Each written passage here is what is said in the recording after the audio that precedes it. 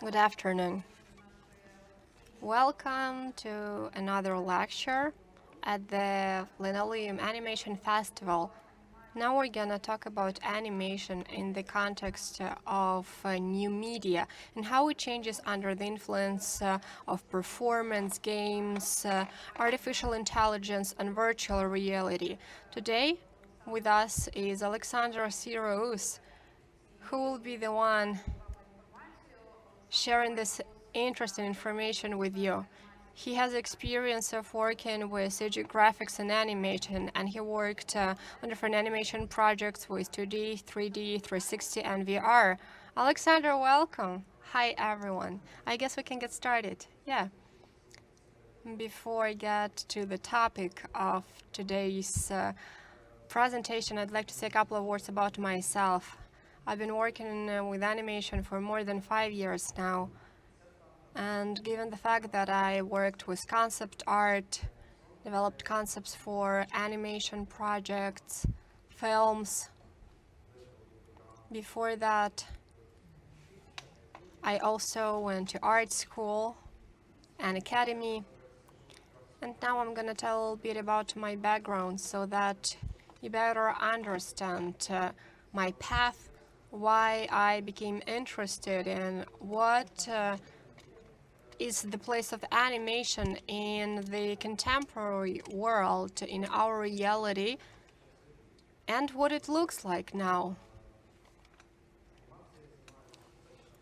I've been working with animation for a while now. I started with concept art. Afterwards, I worked with game studios, film studios. I tried different techniques, technologies, approaches, and principles. I started with digital techniques such as 2D animation, frame-by-frame, animation in After Effects, and many other similar techniques. So for quite a long period of time, I was working with these techniques. Also, when working in different industries, I gained experience of working with 3D post-production,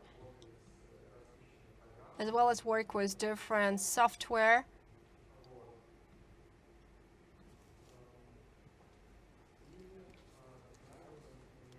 And this allowed me to gain lots of knowledge in different areas that are animation related. And as I started with digital media, digital tools in animation, and only at a later stage, also tried working with analog ones. For example, I tried working with analog frame-by-frame animation, where you're using the table with a special lamp, stop motion. I tried to try all possible techniques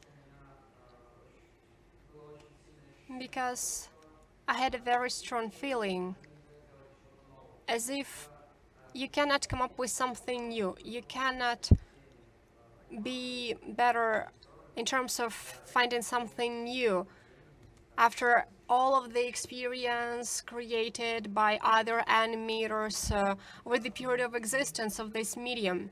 I tried experimenting with 2D animation. I looked for different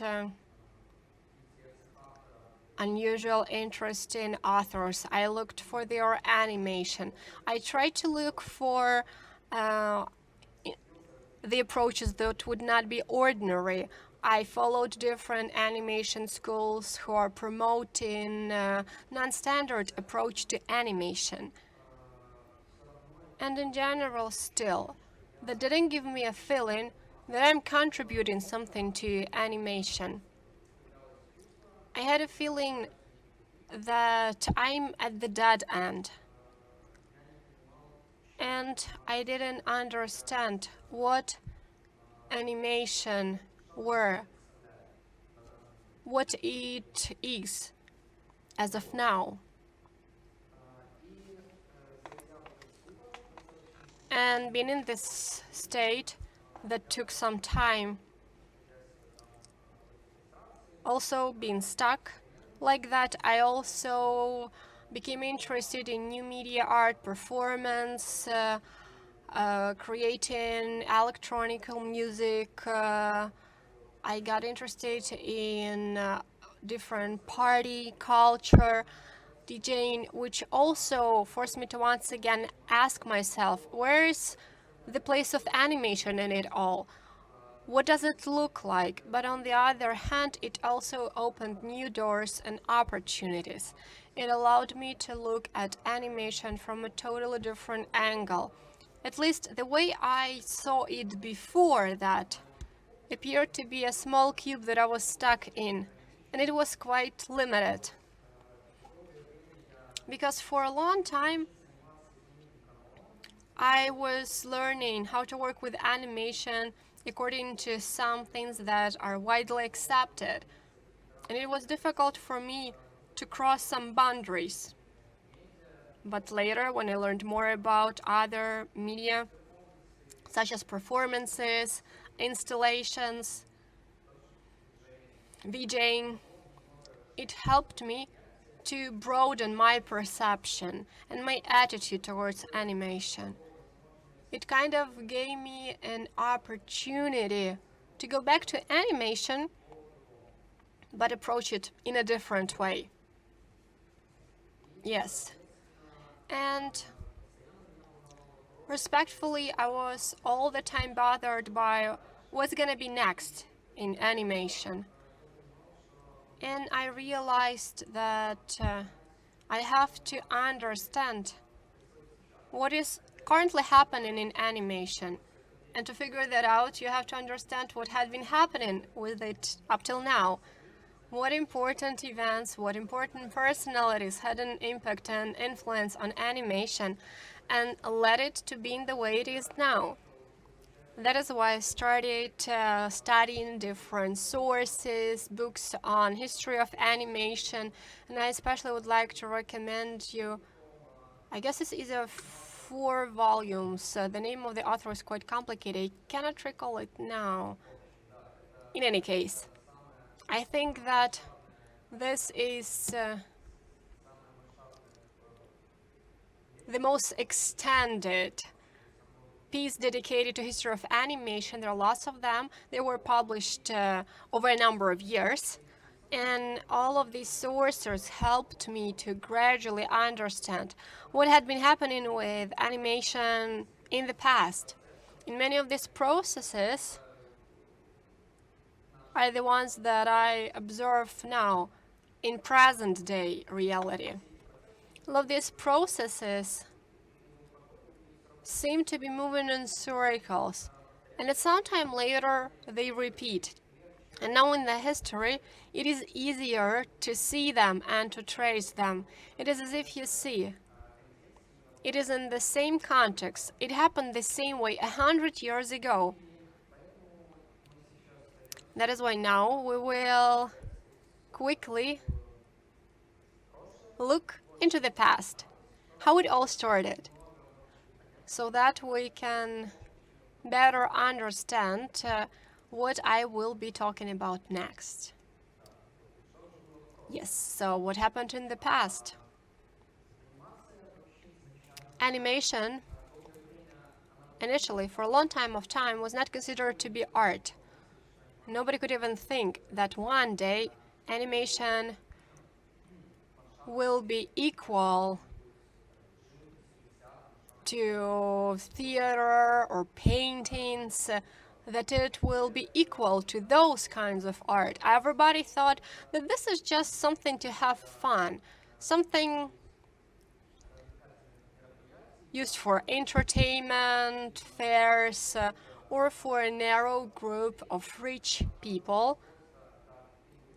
And it was demonstrated as a toy. And it was like that for a long time. This was a new technology when in the mid-1800s, certain things were created that helped you show animation. It was still the beginning phase, and nobody could talk about large scale of this kind of art. And the same happened with films. It started its history at the same time as animation. And they were a symbiosis. And all of the technologies, they were related to one another. Next, animation as a show. This is the first thing that I would like to talk about. Here you can see names of two quite important personalities who had an impact on animation by turning it not into simply some entertainment as some kind of a village fair. They turned it into a real live theater show for a large amount of people. And the first person I'd like to mention is Emil Cole, a person who is officially considered to be his film Phantasmagory, that is considered to be the first animated film in the world, even though clearly before that there were people, scientists who came up with different types of kinetoscopes. The one that was invented by Renault, that was forgotten partially because of Lumiere brothers. So yes, there were those people who were already engaged in animation, but it was not yet called like that. That is why creator of the first animated film is considered to be Emil Cole. And he is the one who brought this show trace into animation, something that you really wanted to follow, that you wanted to observe. Because before that, animation would lose to film, because films were more impressive. People could see motion pictures, something that was happening around them. They could not believe that. But it was quite different with animation. And Emil Cole was one of the first who laid the foundation for the entertainment in animation, which at a later stage had a very strong impact on animation. And his film Phantasmagoria is one, well, how do I put it? This is drawn animation, frame by frame, quite minimalistic, but still very expressive. The next person I would like to say a couple of words about is Winsor McCay. This is the person who brought the animation to an unprecedented level. He pretty much leveled films and animation. He brought animation to the same level as the films were at. And at the same time, he's considered to be an inventor of very many technologies, such as key animation. All that came to being when he was creating his films. His most popular film is about a dinosaur. It was a cycle of films. This was an animation, and many of the rules for the animators are the ones that were created by McCay. How physics works in this environment, and how can you make object feel heavier so that these dinosaurs, so that you can feel their weight. He thought of that back in the 1900s, when nobody really was thinking about animation that much. Even among elite groups of people, he was arguing with his acquaintances that he will revive animation, and he partially managed to do so. He included lots of new technical and ideas. He presented a vector which was followed by Disney further on, who adores McCay, and is excited about him and considers him to be an example.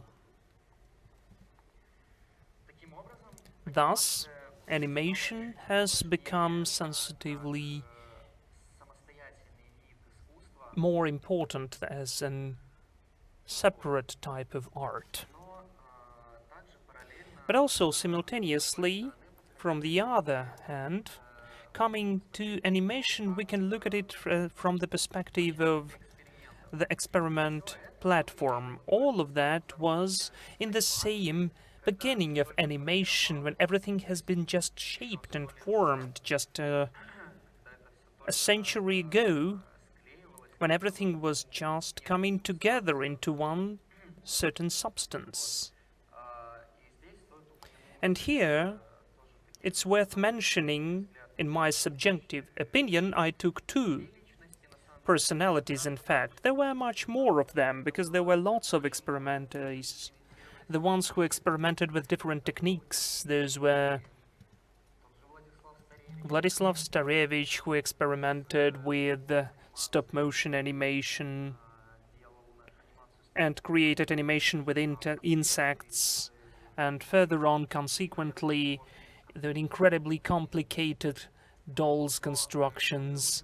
But I chose those people because they, within the history, were interesting for me.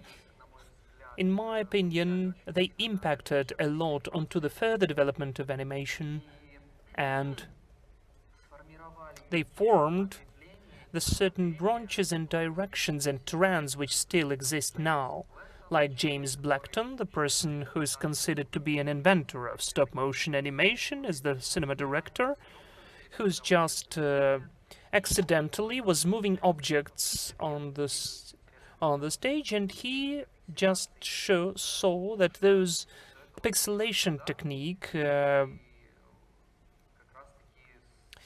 created the movement, ridiculous movement of those objects. So he has lots of interesting both cinema and animation experimental works. That is why he's really an interesting author with whom it's really worth getting acquainted with. And the next one is Norman McLaren, whom I consider to be an incredibly talented and just superior author. He's just a representative of underground animation, the person who in fact has launched partially the direction of this auteur animation and created an incredible impact into animation as it is. He experimented with lots of techniques and styles. He was working with pixelation, with cinema, with theater, and he, in fact, was the embodiment of the mix of totally different styles. What we can see in modern art, well, at least was tried to achieve by McLaren. He experimented with the sound, he drew on the film, and he was trying to create synchronization of the sound with what is going on the screen. That is why his investment is considered to be incredibly huge. He invested a lot into animation, when simultaneously you could observe how a totally different branch and trend in animation grew. That is Disney, who invested and showed animation from a different side.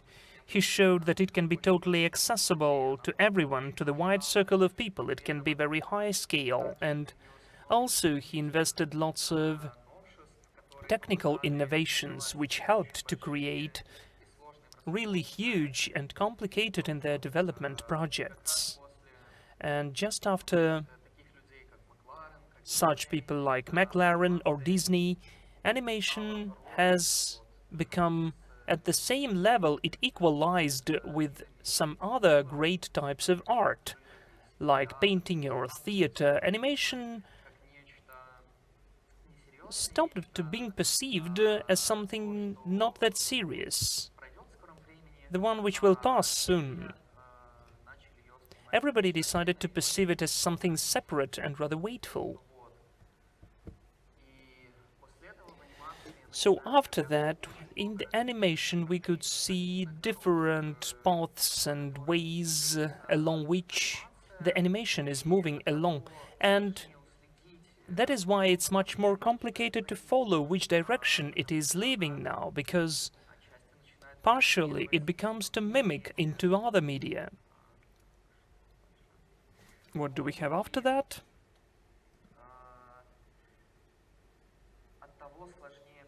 That is why it's not that easy to imagine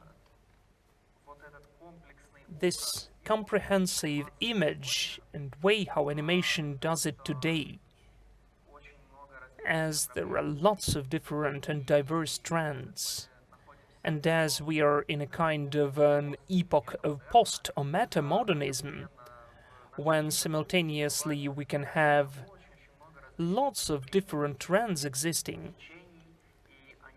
and they exist mostly even without touching each other. They're just totally separate, as there are so many people in the world, both artists. That is why we do have so many simultaneous trends and parallel ones. But all the events which took place before, they help us to follow this cutback, how certain processes are formed, how the change of one trend is taking place. And now we'll try to understand how and when this change is taking place and which trends exist now.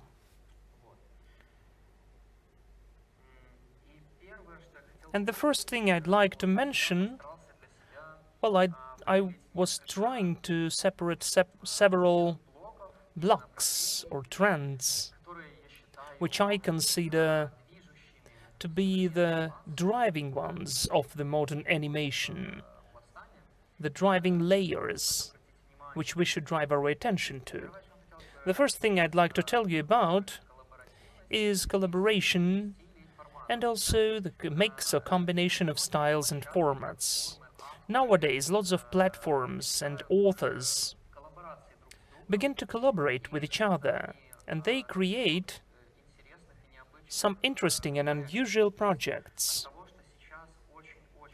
as there are lots of animators and film directors.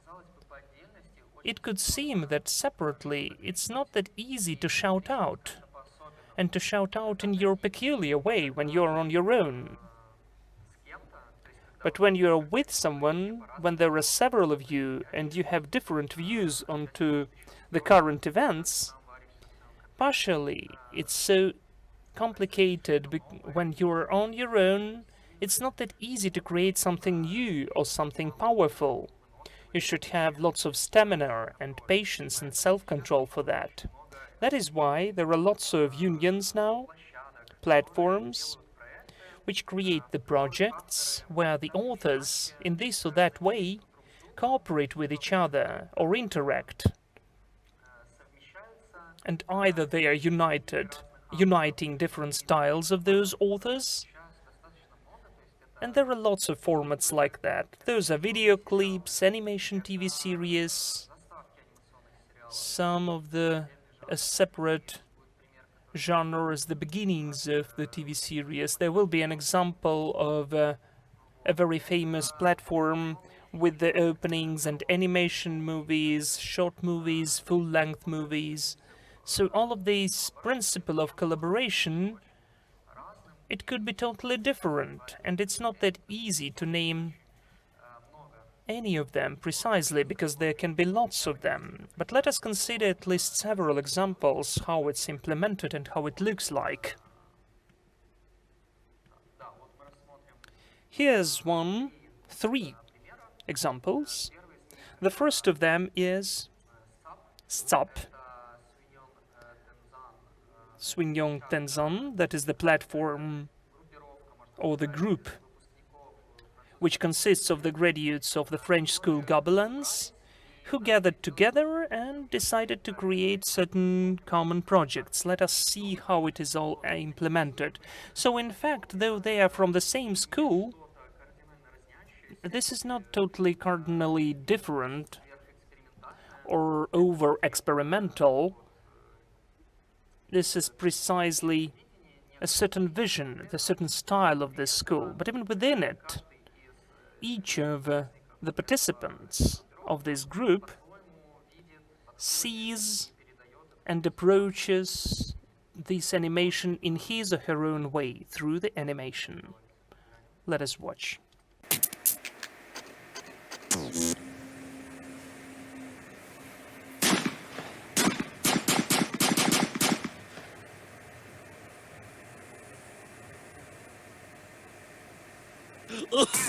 Yo, Francois, look at this.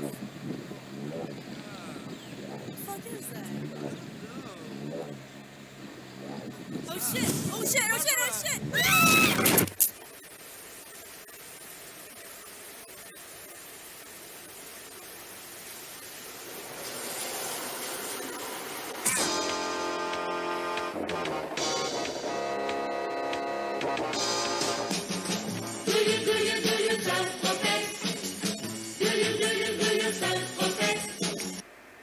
Так, следующий. Okay, the next example is the opening of Rick and Morty. What an idiot, Rick. I'm not gonna drop. Here we go.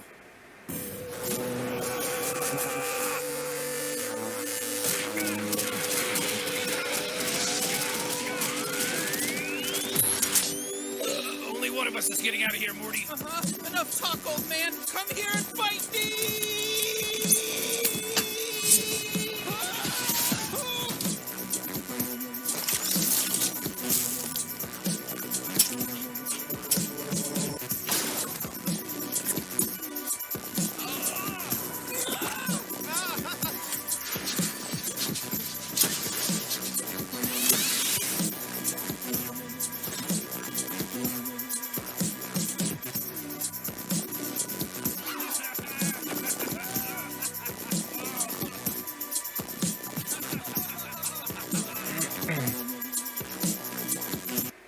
Вот, здесь как раз So here we can precisely see the difference of the styles.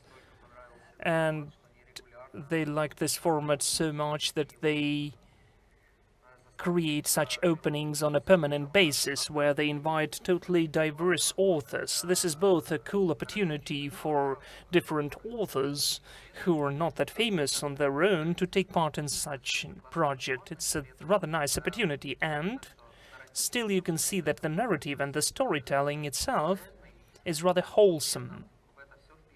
But all of that includes totally different stylistics. And the next example is the collaboration of the Ukrainian animators, where I was also lucky to take part in.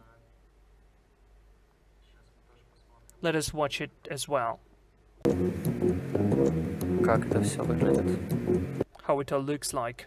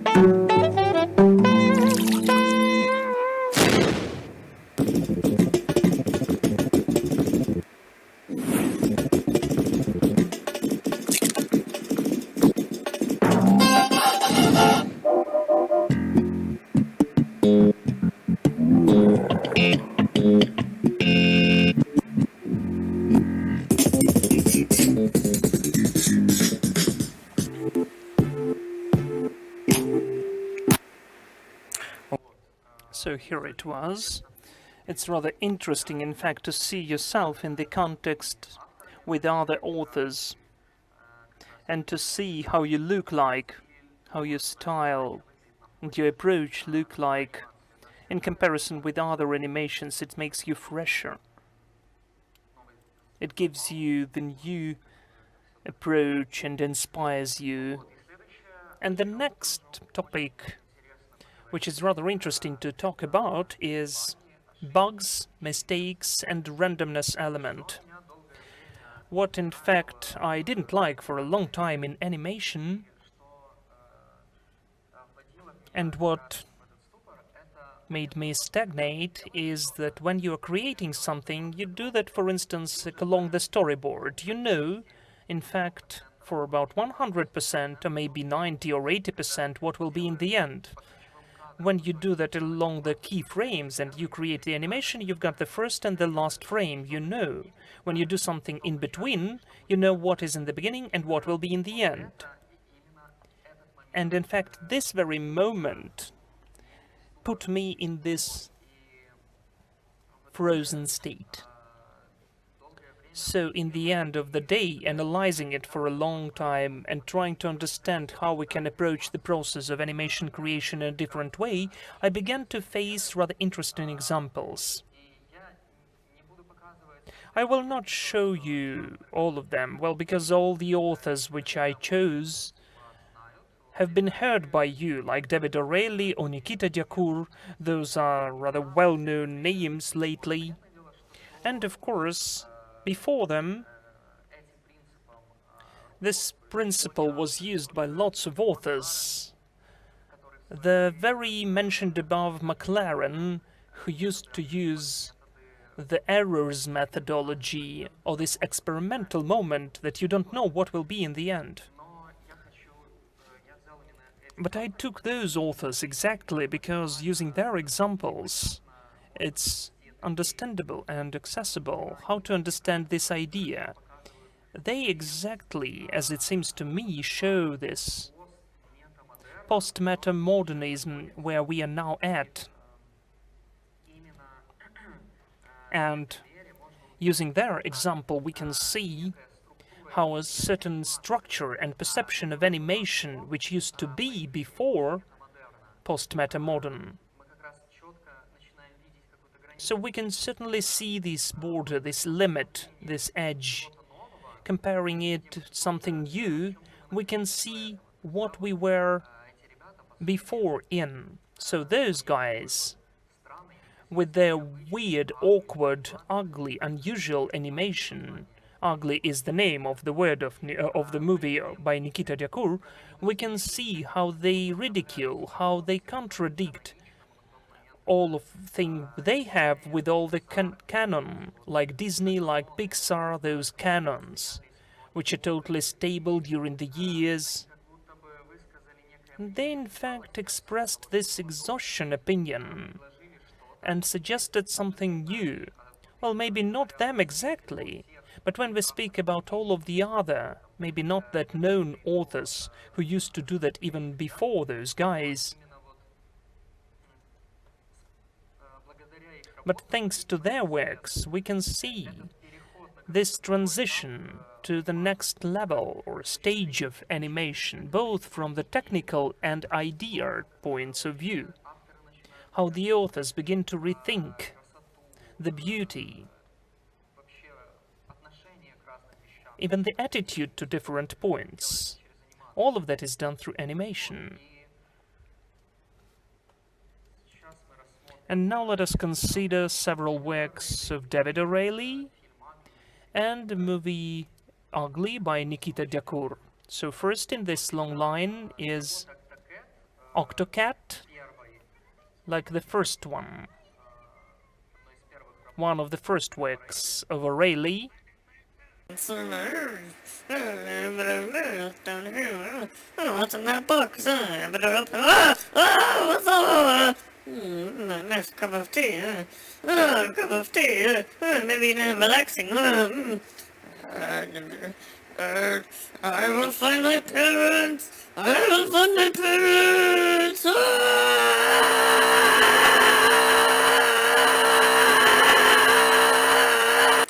Вот, не буду...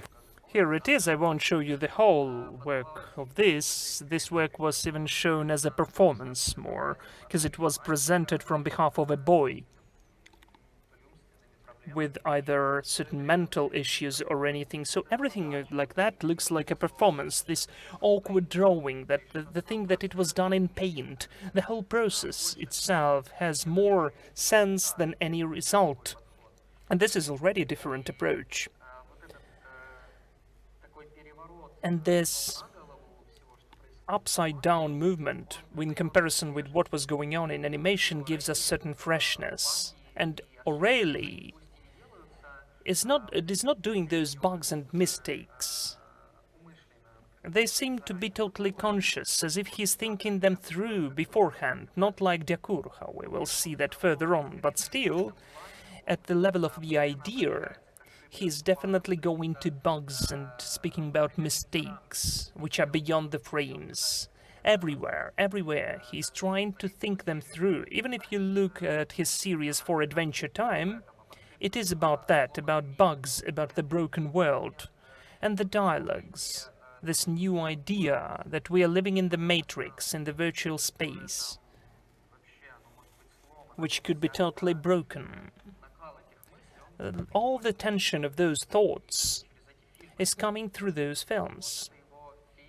This is his movie External World, which is maybe the most popular out of all of his works. It also has a lot about mistakes and errors and bugs.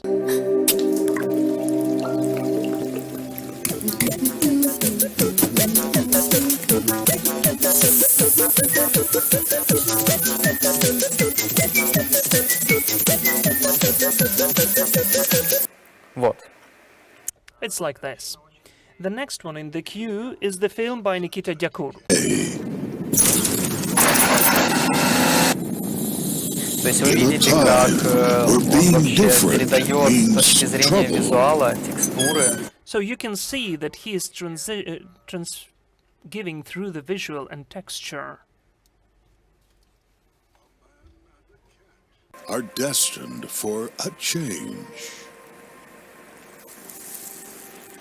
Based on a true story from the internet, featuring aerial footage, gripping action, and emotions, all performed by computer-simulated puppets, comes a story of true...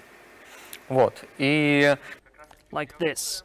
And Diacour has more of certain technical issues, like the simulation in the 3D space allows the artist, the animator, the director to generate the totally unpredictable situations, totally unpredictable moments and episodes, and this is how the majority of the film is based upon, which creates the interest within the process, that you yourself don't know which result will be achieved in the end of the day creating your film. And of course, at the level of the idea, everything is solved through the main protagonist, the ugly cat, and other similar characters. All of that is really well connected and interconnected.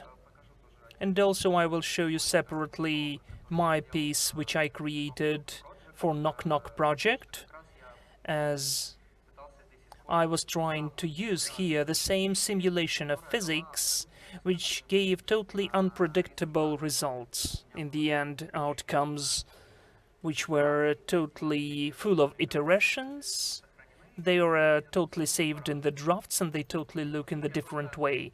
So in fact I just put, as it's done in the theater, different dolls, and I just launch the process and I look at the result. And this is how this process becomes interesting for me. Yes, those are just 3 seconds, but still. Then I will mention a bit about animation in AR, VR. I will not talk too much about that, as it's one of the most popular topics lately, and I don't consider that it's anything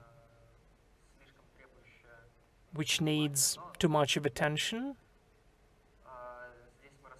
But here we'll consider one example in augmented reality of an Israeli author, Iran Hilali, who's both technically and visually has an interesting approach to this and created an entertaining game. The gaming, which we will, in fact, the topic which we'll approach soon. So this is the new milestone and the new opportunities. What we need to think about, as those are new realities where we can totally differently feel and see and hear, and the content will be felt in a different way as well.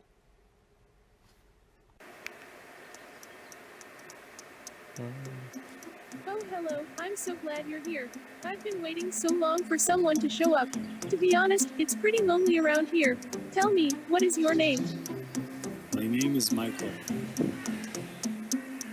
Nice to meet you, Michael. I really need your help. I need to plant a beautiful garden so that other people will come visit me and I can make more friends. But I don't have arms. So please take this seed and plant it somewhere. Well, it's a start, Michael. Вот, там как Like that. So it's interesting to follow how the auteur styles of this animator is combined with a very interesting technical setup of this certain game, where in fact you can throw a seed and grow the tree, and then this entity has some AI within it, an artificial intelligence, which is a rather complicated technology, which I also tried to work with. And this setup altogether creates a very interesting project, where the animation is the add-on to the whole setup with an artificial intelligence, with some interesting mechanics, and all of that is combined into such an interesting thing in the end. So this is out of what's interesting in the AR. The next thing I'd like to mention is the algorithmic or procedural animation. There's a lot of it now, and it emerged long ago as well. And now we've got lots of apps which allow us to create algorithmic animation, like Houdini, and already some other 3D apps like Blender, like Cinema. So procedural animation means that you create the movement of the object without manually moving it from point A to point B. But you just write a certain algorithm which allows to create certain animations, either the math formulas or a certain node structure which allows to combine those nodes within themselves to create and generate animation which you can't always predict beforehand in certain cases, but in certain cases you definitely know what will be in the end, so you just design the structure procedurally. You do not manually move the objects or the dice, and you do that with certain algorithms or functions, nodes or codes in this way, which again leads to certain new and interesting outcomes which are totally unpredictable. It leads to the new visual styles emerging, new visual moves. So a couple of interesting representatives who are definitely using procedural or algorithmic animation in their video clips are Apex Twin and Max Cooper. Let's watch some bits of their video clips.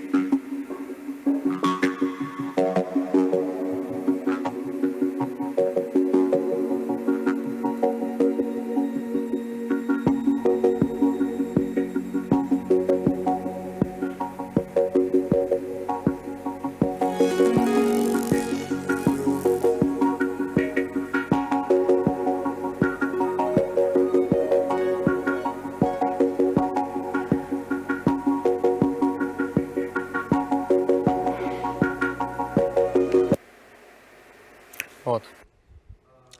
Here it is. And the next thing that is very exciting for me lately is AI in animation, artificial intelligence, how it is used, how animation can interact with it. And now it is an area that is just emerging. And different animation directors are only starting to look that way. And that is what makes it even more interesting, because it pretty much now is an empty sheet of paper which allows you to do lots of things. And there is a lot of space for trying out different things. Even though AI and using 3D graphics for visualization of AI and different processes with the help of artificial intelligence and using 3D graphics is something that happened even back in 1994. There was a well-known video where you can see evolution of different creatures created from simple geometrical shapes, which with the help of artificial intelligence are learning to walk. Now we're gonna look at a small example of how Google's DeepMind developed certain thing, what it looks like. And I think that even this video alone will help you to understand how that can be used in animation.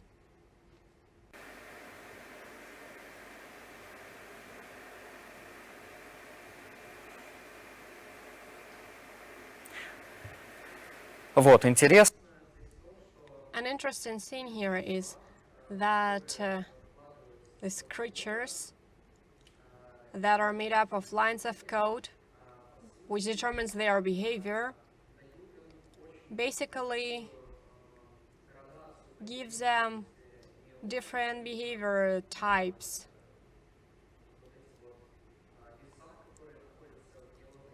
The weights that are in the neural system help to choose certain behavior depending on what should be the outcome of the action done by this creature, what it should behave like next time. And that is why we see some unpredicted actions.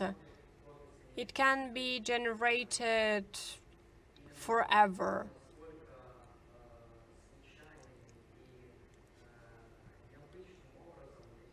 These creatures can behave in very unobvious ways. And this is something that that makes you want to interact with it, to launch the virtual environment and allow them to create animation on their own.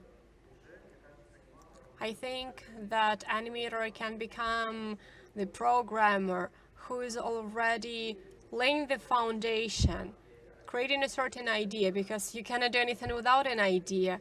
Without an idea, it just loses any point. This little dummy figure is running in a really funny way, and you can do that manually, or you can simply write down or find some neural network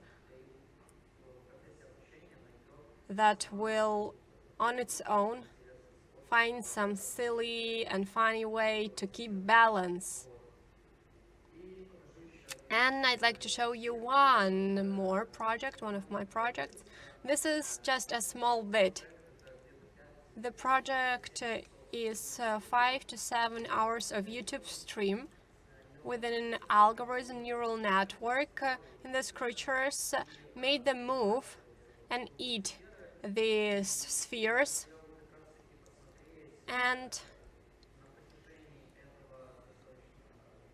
in the course of this quite a lengthy period of time, I wanted to observe how their behavior will be changing, and it truly changed.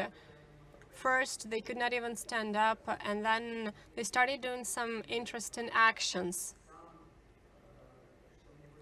And the thing that I liked the most is that the process of developing and working with animation was completely different. So I laid certain type of foundation, creating certain mechanism, then afterwards independently generated what was happening on the screen.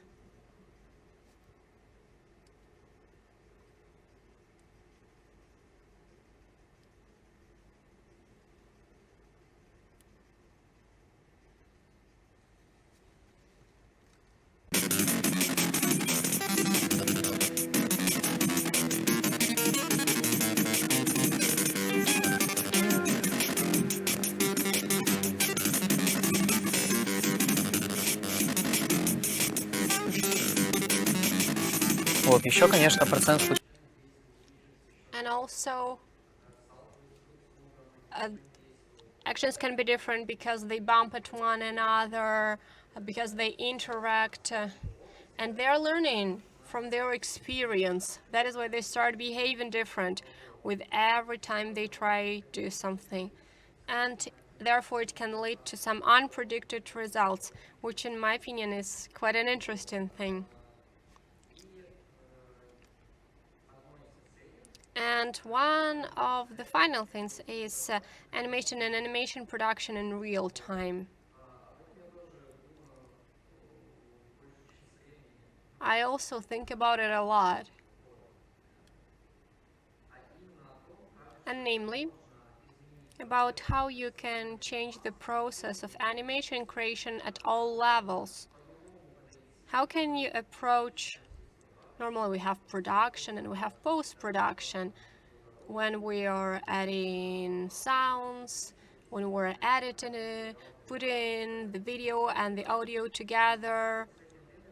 And lately, this process seemed boring to me, and it was very difficult for me to start working on it and to work with it. That is why I thought, how can I circumvent it? How can I approach it in a different manner?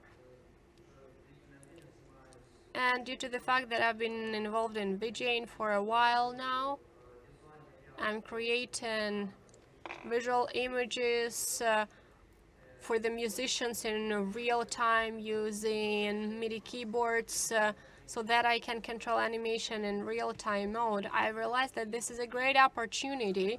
It allows you to create films, create them in real-time mode.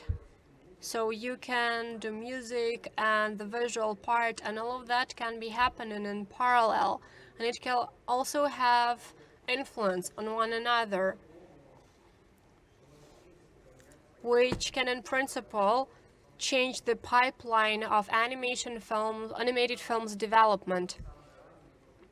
These are the first attempts of the sound influence in video.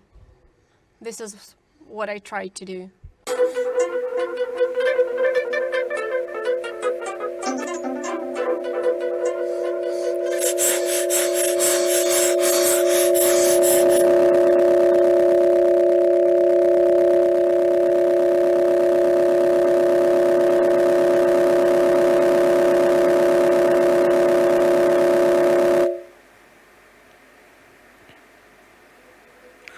Вот, и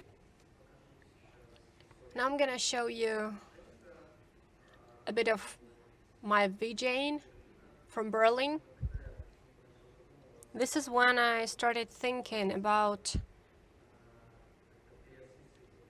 rethinking production and work on animation and how you put it all together in the end.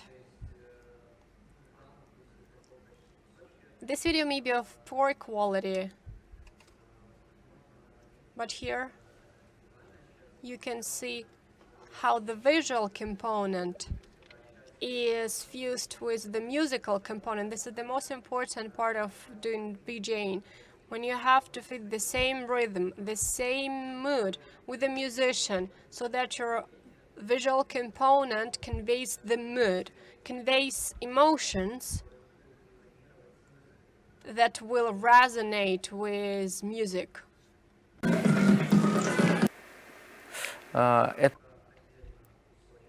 Here is one more bit without a sound. What I was doing, I was using different controllers. All of the visual part that you can see here is happening thanks to MIDI controllers, different buttons. All this is layered over one another and generated in real-time mode. I try working with different parameters, and I'm trying to experiment with how you can influence them in real-time mode, how you can change the colors, and it all can interact with music. And finally, performance and games and virtual online environments. This is also an incredible field for use of animation. And the author in that book, made up of several volumes, also says that games are a medium that is only the initial point of its development. But again, games are not being perceived seriously by many people. Now it is seen as entertainment, simply being the period of when technologies are being developed. So the same as it used to be with animation back in the time. But now time runs faster. That is why development of games as art is also growing rapid. So games as industry is growing and expanding. Now they earn in gaming more than in filmmaking. It is being rethought. And there are multiple examples of how games using different mechanics, interaction with virtual animated environment in real time, and an opportunity to also use it all online to connect people in virtual environment, people who are in different parts of the world.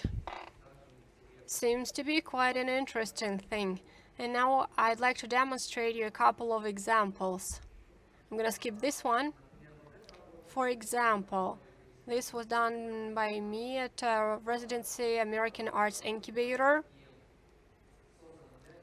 It was created for virtual environment, multi-user, so many users can be present there at the same time.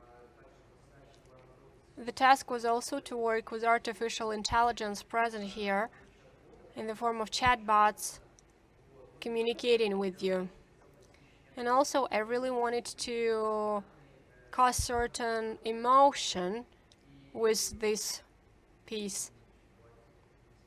Let's have a look.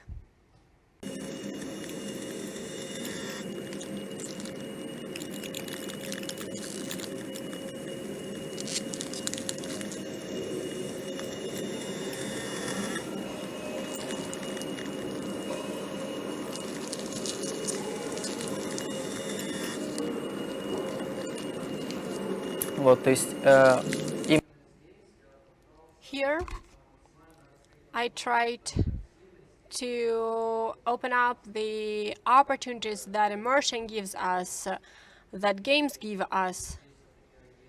Here, for example, we have this large bubble, and with a small bubble can move on it. It has its own gravitation. But at the same time, we can fly off to the emptiness and stay there. The change of feelings and the opportunity for a user to study this space seems quite interesting to me. You can get to a totally different surface, and in this space you can hear some voices chatting with one another, who are chatbots from the neural networks that can also address you. And this whole process, as well as the outcome, inspires me a lot, inspires me to grow and work on this. And also I'd like to demonstrate your project created together with really cool guys, Photinus Studio. This is our performance. This is a trailer of the performance, but performance took place in the virtual environment, using everything that game mechanics can provide us with. We tried to approach it from a different angle, to look at it from a different angle. We used very many different technologies. Everybody had their own avatar, and everybody was controlling their avatar in a very trivial way. Some did it with the help of the neural network that was reading their feeds. The others with the music that they were creating in real time, and all the signals were conveyed. So from the technical viewpoint, it was quite a complex setup, but at the same time very interesting. We wanted to rethink it and totally different approach the interaction in the virtual environment in a different way, because everybody knows that there is a keyboard and a computer mouse, and we try to approach it from a different perspective, take a different look at it. And the way it looks visually, I believe also is quite interesting. And the performance itself, the space itself, and interaction in it is quite interesting. Let's have a look.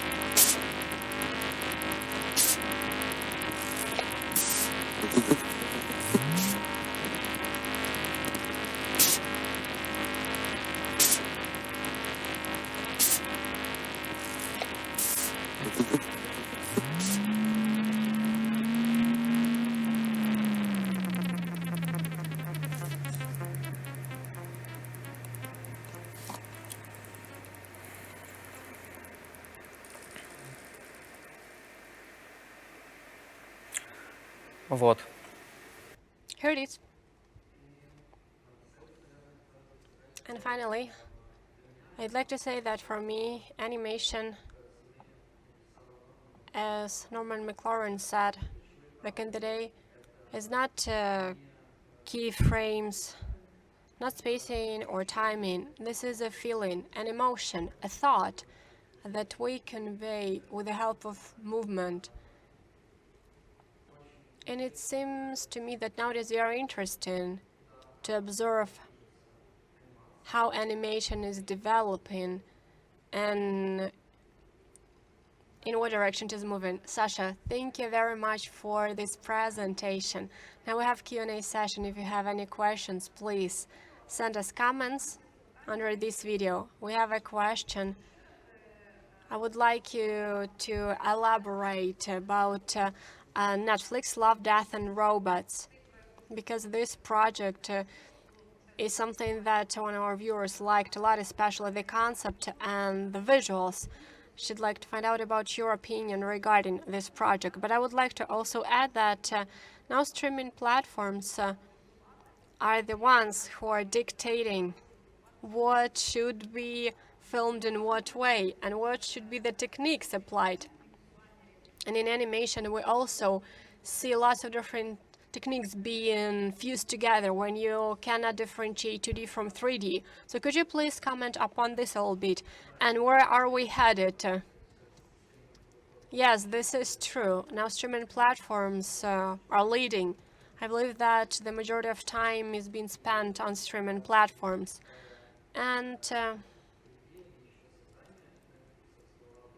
before Love, Death and Robots were created, there were guys from Moscow who were creating a cartoon where it is hard to differentiate 2D from 3D. Many people said that it is 2D, even though it was 3D, according to them.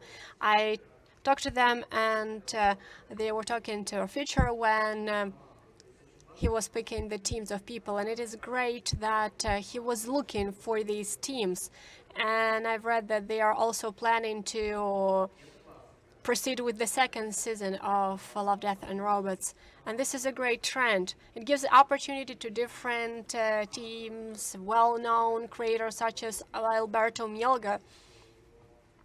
His episode is number 3 on Love, Death and Robots. He was well-known back then to show their style, their approach, and it is also united. There is like a common denominator to it all. That is why Love, Death and Robots is a very interesting project.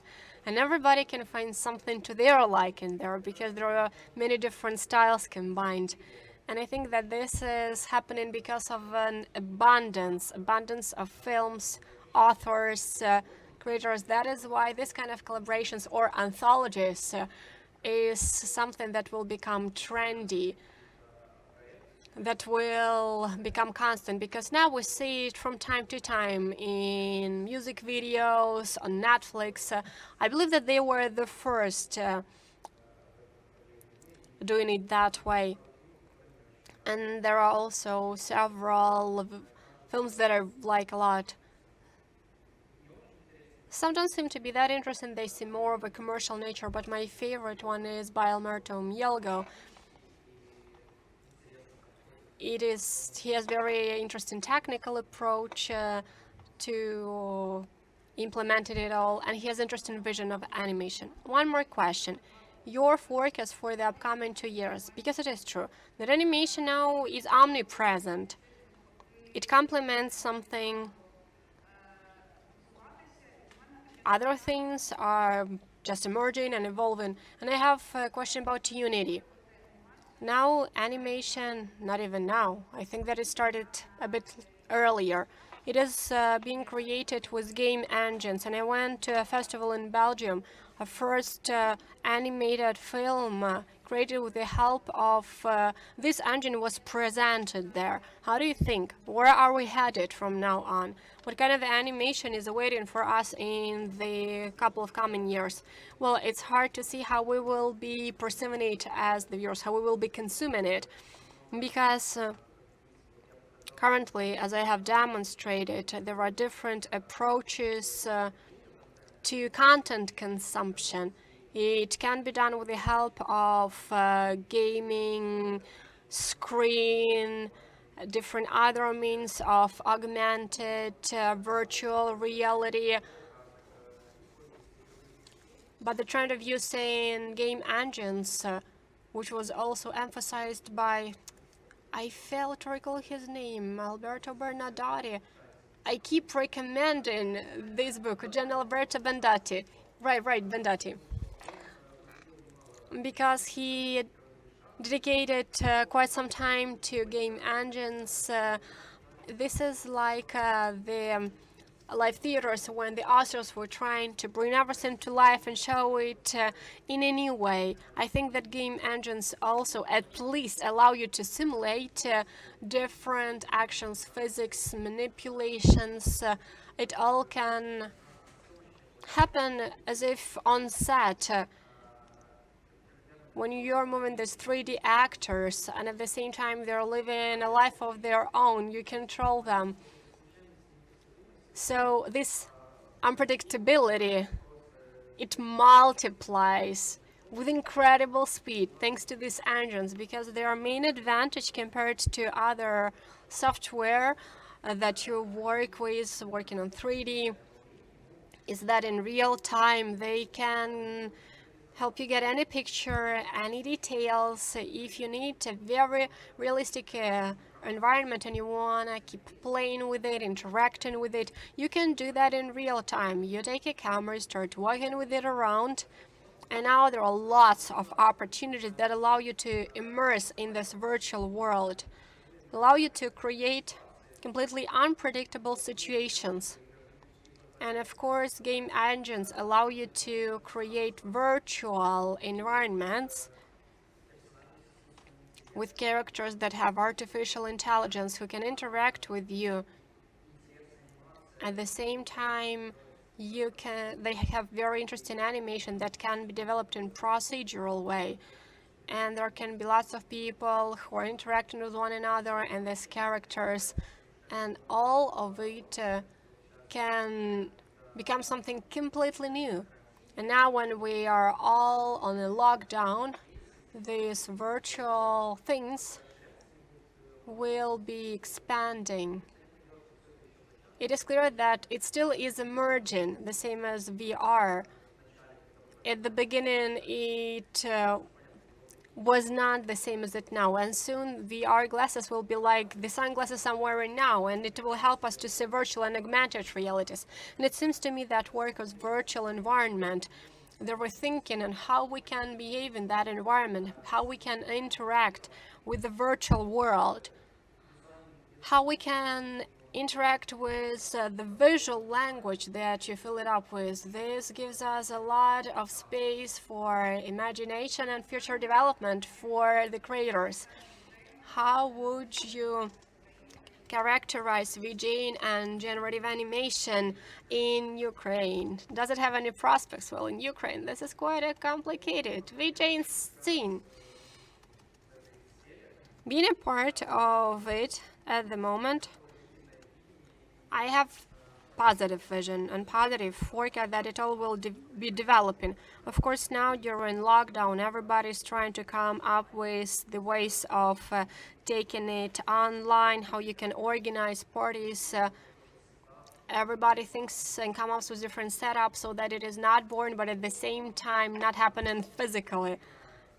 In general, I think Ukraine is quite an awesome country for parties, raves, because we have lots of long-forgotten buildings and places. And I think that in this kind of countries, this underground movement and rave movement is emerging, both from the viewpoint of visual, VJing, different experiments, discoveries, because there are guys in the underground doing something, discovering something new that not many people are aware of.